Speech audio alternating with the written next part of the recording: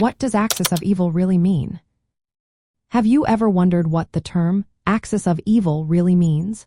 This phrase was first introduced by President George W. Bush during his 2002 State of the Union address. It specifically referred to three countries: Iran, North Korea, and Iraq. These nations were accused of harboring terrorists and seeking weapons of mass destruction, which posed a serious threat to global peace and security. The term was designed to highlight the dangers these regimes represented, especially in potentially providing weapons of mass destruction to terrorist groups.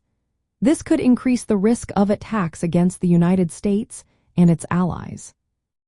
President Bush described these states as an axis because, similar to the Axis powers of World War II, they were seen as united in their hostility toward the United States and their support for terrorism.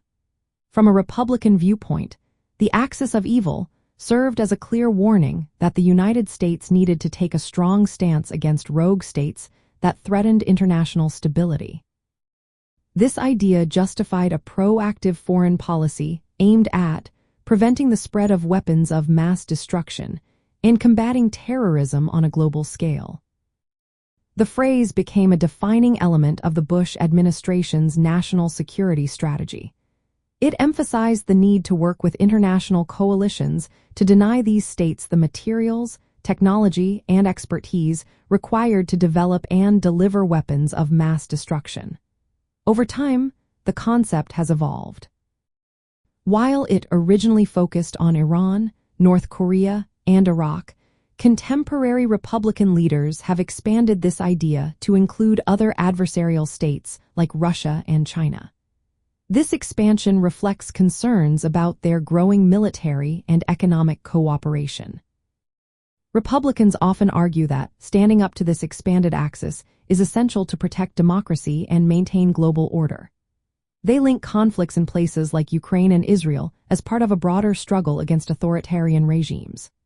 In practical terms, the axis of evil concept under Republican foreign policy has supported actions such as sanctions, diplomatic isolation, and, when necessary, military intervention to counter these threats. This approach underscores a commitment to confronting hostile regimes before they can harm United States security or that of its allies.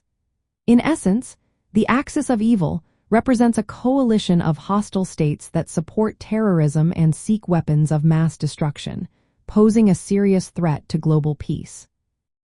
For Republicans, it is a call to decisive action to defend national security and uphold international stability by directly confronting these dangerous regimes and preventing their empowerment.